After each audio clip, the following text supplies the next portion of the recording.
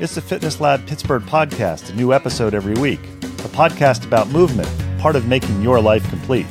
Fitness Lab Pittsburgh, aka FitLab PGH, brings you interviews with people in the Pittsburgh area who understand movement is part of what makes life complete.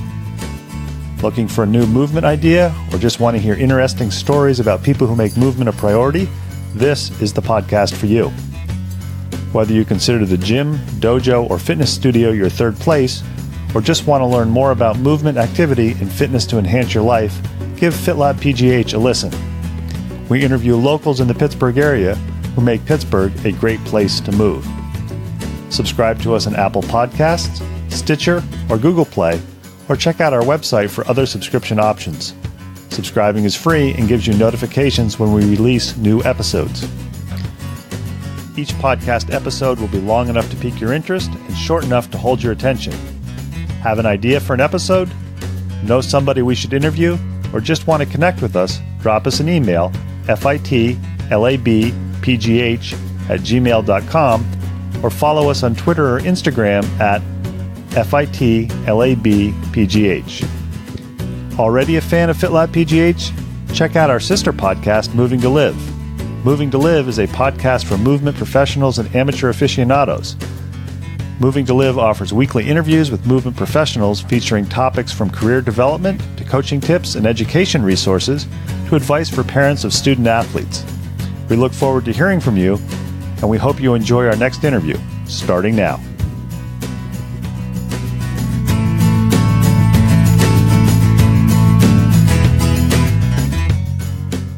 FitLab PGH and our sister podcast, Moving to Live, firmly believe that movement should be treated as a lifestyle, not just an activity.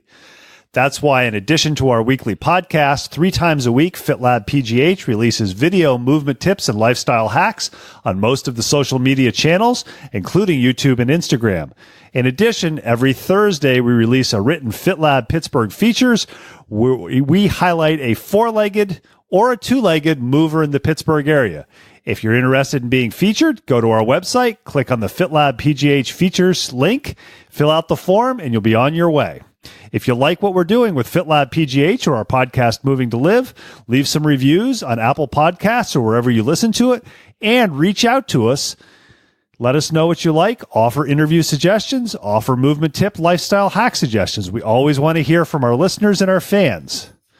This week, we've got an interesting interview, somebody who started as a personal trainer, moved on to working with a more specialized population with the Wounded Warriors, and now is doing education for medical marijuana. It's an interesting story. I really enjoyed my conversation with Luke Koval, coming up now. FitLab PGH back with another podcast episode. This time we are in Stanton Heights neighborhood of Pittsburgh. One of the ways that we contact or get guests is we have recommendations from other guests. So today's guest comes as a recommendation from way back from Jim Skall of Total Immersion. We'll have a link to his interview in the podcast notes.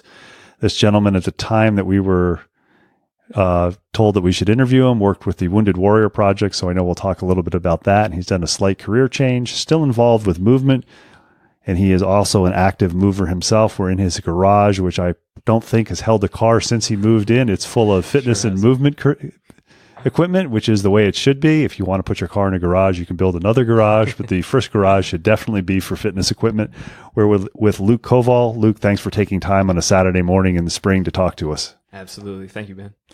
I know one of the first things we want to ask people is that we interview for FitLab Pittsburgh is, are you a Pittsburgh native? If you are, why the heck are you still here? If you're not a Pittsburgh native, what brought you to Pittsburgh? Yep. I am a Pittsburgh transplant. Had been here about, I always tell everybody it's been about 10 years, 2 removed.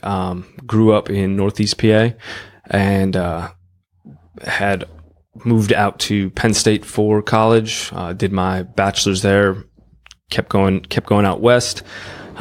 West is in Pennsylvania, and started my master's at Pitt. Upon there, I moved back to Philadelphia for a couple years. So there's my 2 years removed, and now I'm moved right back to Pittsburgh and been here about 6 since.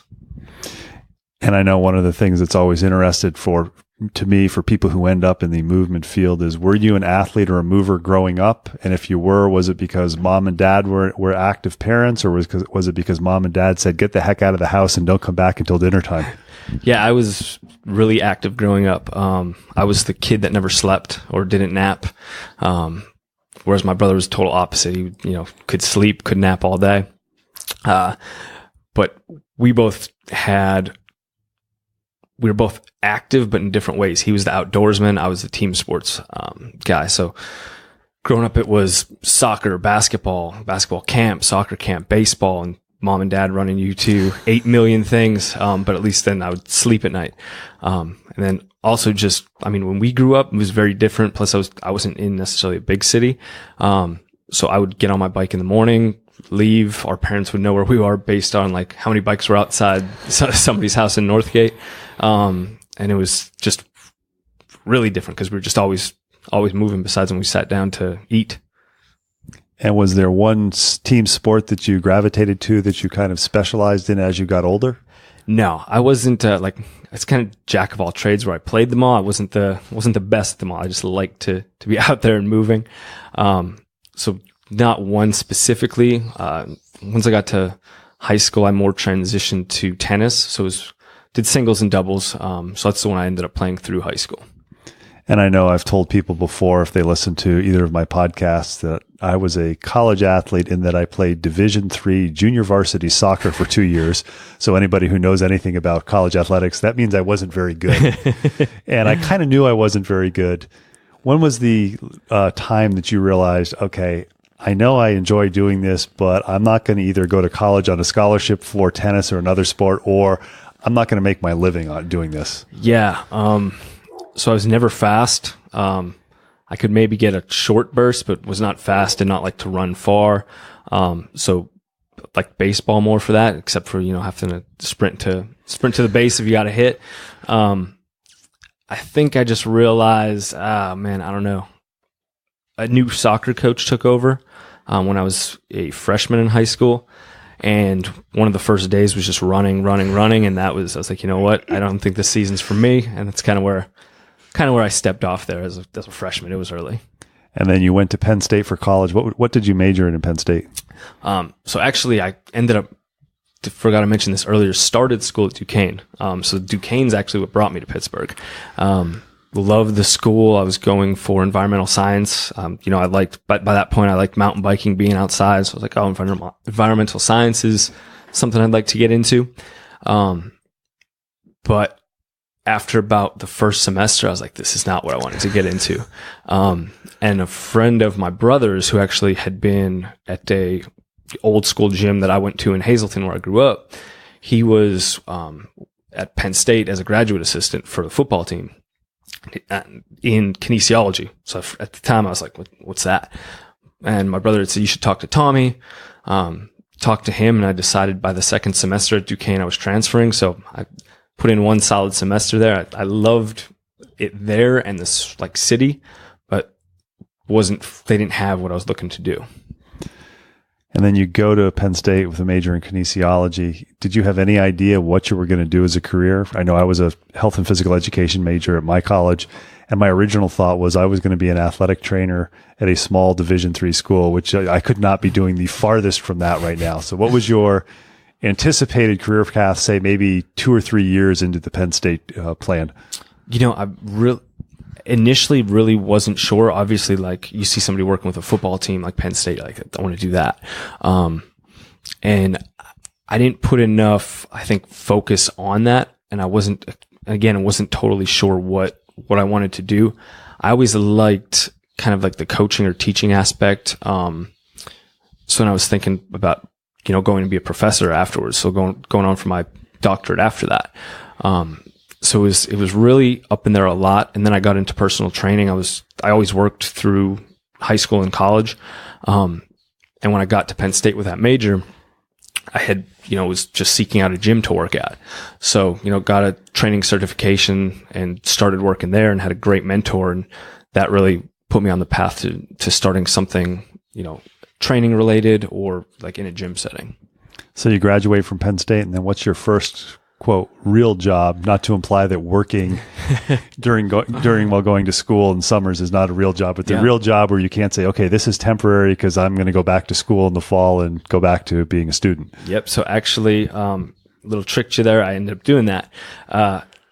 Sitting around, really wasn't sure what I wanted to do yet. And then I looked into a program that Pitt was just getting started, and it was Wellness and Human Performance. It was going to be the first year for it. And I was like, that sounds like something I want to do. And then, applied into that and ended up getting in. And so it was pretty late in my term at Penn State that I was like, all right, I guess I'm moving to Pittsburgh and starting up my master's in the fall. But while I was there, I ended up continuing on personal training. So as soon as I moved there, I worked with the YMCA. So that was my kind of first into the fitness scene in Pittsburgh. So already you're early 20s and you've had multiple formations of that career as a personal trainer. Yep. And you've really switched gears again, because when I was first told I should interview you, you worked with Wounded Warrior. For people who are not familiar with that, what is that and what did you do with them? Yeah. So when I was with Wounded Warrior Project, actually was I'd say senior year in college. I saw a advertisement on, it was like Fox News. They had an advertisement about donating to Wounded Warrior Project. And then they had like a special after it, like they were interviewing and showing how to do adaptive exercises with just random things in your house. So like using the couch or a stack of books if you needed to adapt it. And I was like, I want to do that. At that time, they were really small and didn't have offices in, multiple cities like they do now. So I ended up, starting my master's and keeping up with what they were doing. And there was somebody in Pittsburgh, hosting a 4th of July event, and went up to their tent to talk to them, tell them about my background. And they said, we have this new program coming up, to Pittsburgh. It's physical health and wellness. Like, it sounds like that's exactly what your background's in. So I went home, applied, it's about a 7-month interview process. It's terrible. And this was in July before my last semester. And I was sitting there like, thinking, all right, I'm going to graduate. I'm going to have this job lined up right after, graduate in December, nothing. Graduate. And mind you, I started the interview process in August. So December, nothing. Still interviewing though. Like, didn't say I was done. January, nothing. Finally in February, very end of February is when I started. And, so what I did with them was the physical health and wellness program. At that time, it was almost anything that will get somebody out to sweat. Just let's get people moving. Like, the one thing, we were seeing people, maybe not wanting to go to the gym or, not sure how to adapt the movement to what they needed to right now. So if you get people out, then, you can get them moving, show them how they could still do it. Might look a little different, but still doable. And this is all with people who are veterans who've sustained injuries or wounds or some sort of disability while serving our country. Yes. Anyone, injured serving post 9/11 is accessible to participate in all the programs. So yeah, we would pull them out, kayaking, biking, hiking, just going to the gym, a CrossFit workout, really anything. Had since evolved to, by the time I left, we were operating a coaching program that was, all designed in-house. And it would start with a physical health and wellness expo. So we'd bring folks in, really coach them on using a TRX, how to adapt to every movement with that. So you could really do a full body workout. And because a thing we would hear is, I don't have money to throw away to go to the gym. Because it's always the first thing people don't have funds for is the gym. Like, people give up their health in a second. I was like, all right, we alleviated that. You don't want to go to the gym or can't go to the gym. This is hooked up in your house. So teaching people how to use it, bringing in registered dietitians to talk about, meal planning and, how to prepare a nutritious diet. And then we would follow that up with coaching calls just to make sure people would stay on track. Because that was another thing. People would come to an event, have this great high, but then contact goes away and, there goes your fitness routine. So you're still working as a personal trainer, just with a specialized clientele who in some cases may be more motivated. In other cases may say, well, I'm injured or I've lost a limb and I can't do this. And part of your job is to say, yes, you can. Here are all these ways that maybe you haven't thought of or people you've talked to before haven't thought of. Absolutely. Or a big thing is like spinal cord injuries or back pain.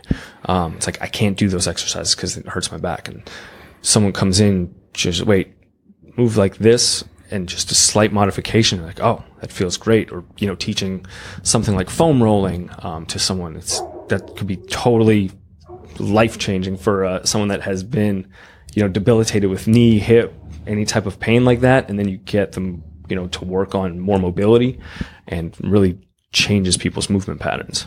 We're talking with Luke Koval, and you've mentioned something just a few minutes ago that I want to kind of go back on with your personal life. You mentioned that many people, or many of the wounded warriors that you dealt with, one of their comments was, well, I can't afford it. And you said people will give up their health for first thing. And one of the mantras or sayings of FitLab Pittsburgh and the sister podcast, Moving to Live, is movement is a lifestyle, not just an activity. With you, I know it's very easy when you go to school. It's very easy when you get a job. It's very easy when you, quote unquote, become an adult, to put your own physical health behind you until something happens. What was it that kept you continuing to move as you progressed from being the college student, the grad student, to actually working? I think seeing, health risks that the population faces, and, seeing people, 20, 30 years older, and kind of some things they go through when they didn't take care of themselves. Just like, why wouldn't you? And I've just always been so active, that I can't see there being a time where I'm not, from whether it was sports to bodybuilding, powerlifting, mountain biking, like just always something to do. And my two favorite questions coming up that I always like to ask FitLab PGH people is, most unusual or interesting or fun, or if you're ever sitting around with a group of friends or you want to impress somebody or kind of tell them thing that movement related that you've done in your life. We've had everything from somebody say, I took a yoga class once, to we had a woman who with her husband kind of did a tag team run over 11 days from Washington, D.C. to Pittsburgh. So I'm always interested to hear what people say. This is like my shining moment, or this is the thing that I think is most cool that I've done. Yeah. I think the variety of stuff I've done is probably, for me, the coolest, just to stay well-rounded. The craziest thing that I will never, ever do again, but I'm very glad to say I have checked it off. Some former coworkers of mine wanted to do rim to rim in the Grand Canyon. I'm known as the person that does not do, like, although I mountain bike, I don't cardio. Like, I do not like it. If it's not on a bike, I hate it. So you pick mountain biking routes that aren't hilly? Exactly. And I'm Pittsburgh, obviously, there's not a ton. So it seems like you're doing 75% up and 25% down. So we're doing this rim to rim. Everyone knows I don't run. So I think it was just more of a challenge that he's either not going to do it or he's going to do it because we're telling him he's not.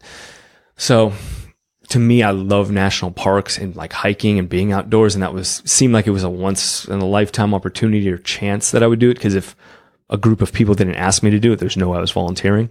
But it's essentially a marathon in the Grand Canyon. You start in the north and run down the canyon and up the south, or vice versa, depending where you start. And you start at 3 a.m.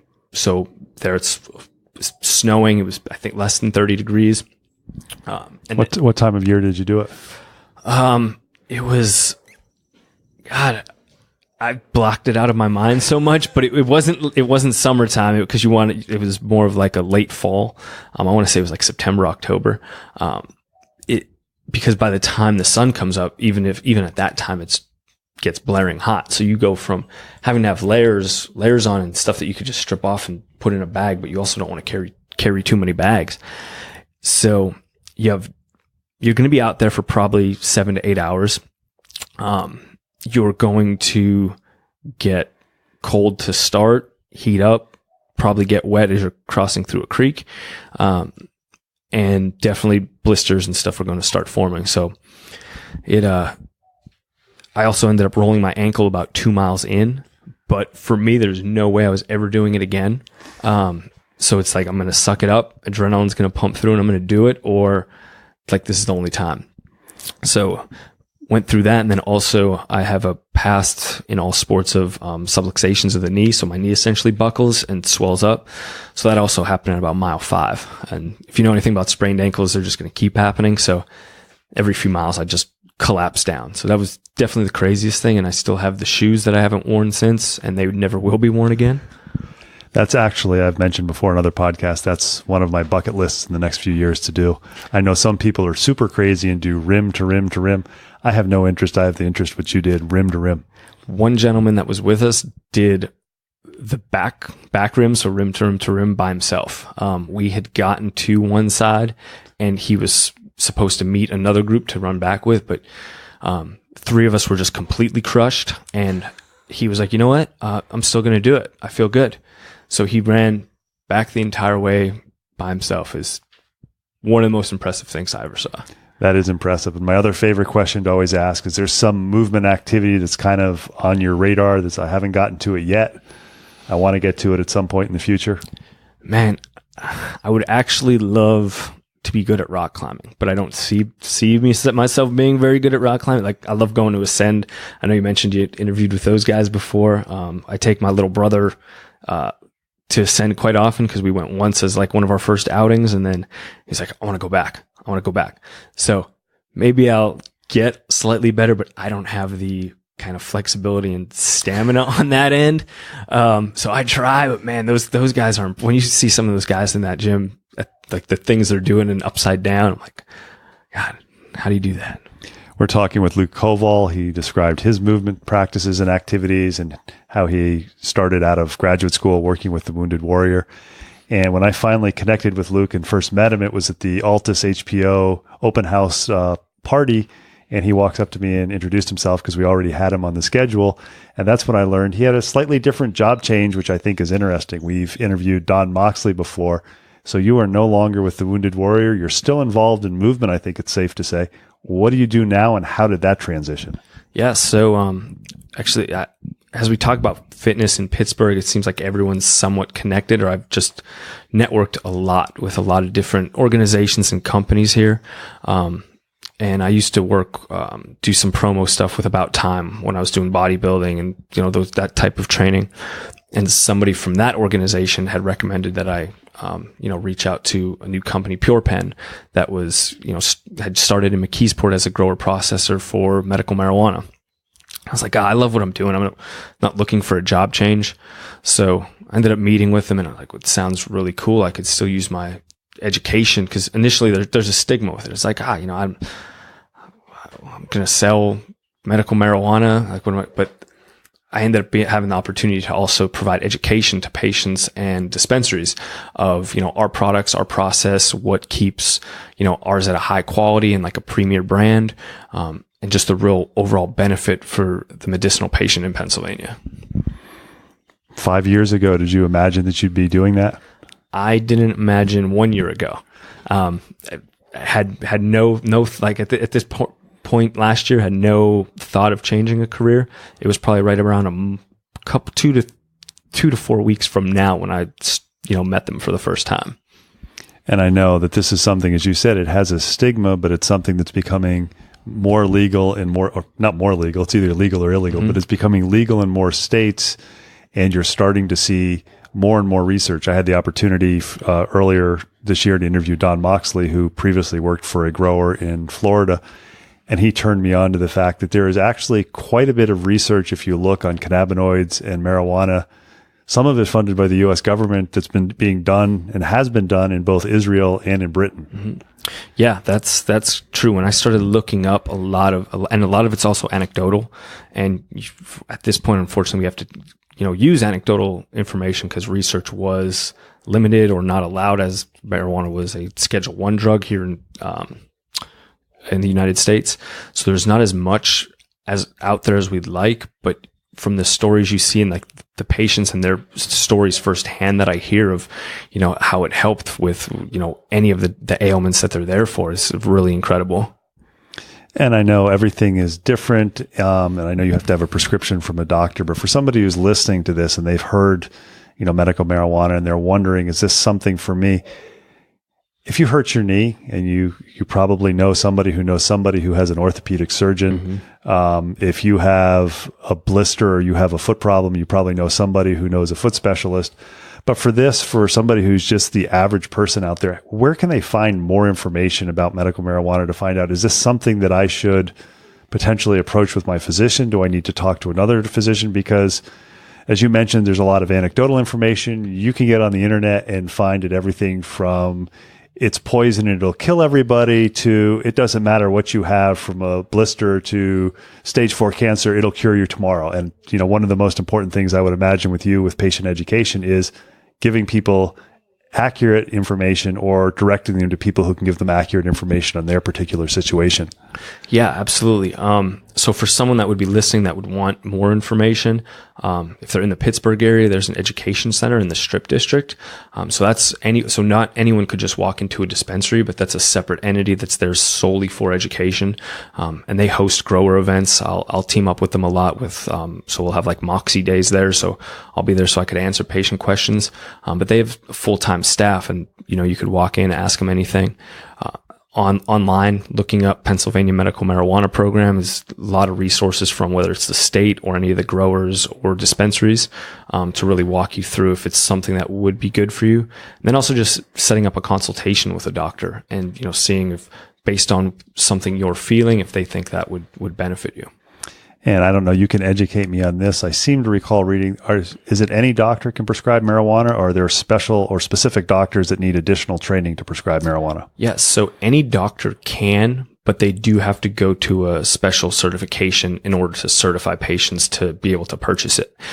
So it's not something long. It's just if the doctor really wants to be able to do that, for their patients. If their current doctor doesn't have it, they could look up a list of doctors, and there's some organizations that will pull doctors in.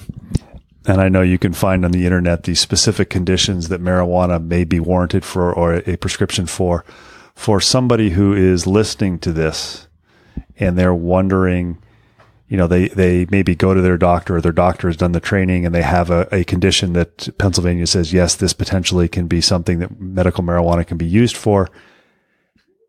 We've talked before, and anybody who does any research on the internet, accurate or inaccurate, there are different strains of marijuana, or some marijuana that will really have large hallucinogenic effects and others that have minor. How do they find out once they have that medical marijuana prescription? Maybe they're going, I don't want to be zonked out. How do they find out what kind of marijuana do I get? And this is coming from somebody who doesn't use it and never has. Yeah, it's a kind of intimidating thing, I think, that we're seeing with a lot of people in the state. There's something, it's almost at about 110,000 patients in the state currently. And the education for some, if you lived in Pennsylvania your whole life, we see a large majority of elderly population trying it. They didn't have access to all this stuff, so they don't know. And it's unfortunately, you have to do a lot of your due diligence on like researching online, like looking up different strains. There's websites like leafly.com or that will put what that strain might help with. So it's a lot of doing that, but also when you're going there, each dispensary has a full-time pharmacist, at least one. So most you have to meet with them first to kind of discuss what you're there for, what your experience is in the past. Cause there's so many different forms too. Someone might not want to, use a vape cartridge. So they might want to just use a topical or a pill. I've used the topicals on my knees, like I said earlier, with knees and ankle injuries, before biking, before hiking, with lifting, powerlifting, definitely has benefited joint feeling during movement. We've been talking with Luke Koval. He's had an interesting background from an environmental engineering major it wasn't environmental engineering, environmental science, to a degree in kinesiology, working with Wounded Warrior, to moving on to patient education, as well as describing, even though he isn't an aerobic athlete, he's tried aerobic activities. I know we had a slight delay in the interview due to some sickness on my part, and his part competing in a powerlifting meet. So I think he really epitomizes the type of person we're trying to interview for FitLab Pittsburgh, somebody who really understands movement is a lifestyle, not just an activity. Luke, I want to thank you for taking time to open up your gym and talk to FitLab Pittsburgh. Absolutely. Thank you, sir. Appreciate it.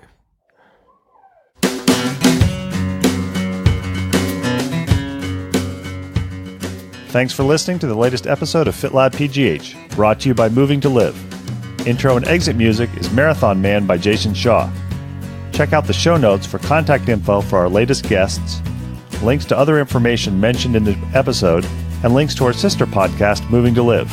Moving to Live is a podcast about movement and exercise for professionals and amateur aficionados. Moving to Live offers topics from career development to coaching tips and education resources to advice for parents of student athletes. You can subscribe to us on Apple Podcasts, Stitcher, or Google Play, or check out our website for other subscription options. Your free subscription gets you notified when we release a new episode. Questions, comments, suggestions? Email us at fitlabpgh@gmail.com or follow us on Twitter and Instagram at fitlabpgh and like us on Facebook. If you enjoy our podcasts, please tell your friends about us and consider leaving us a review on Apple Podcasts.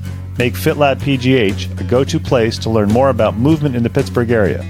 Until next time, keep on moving.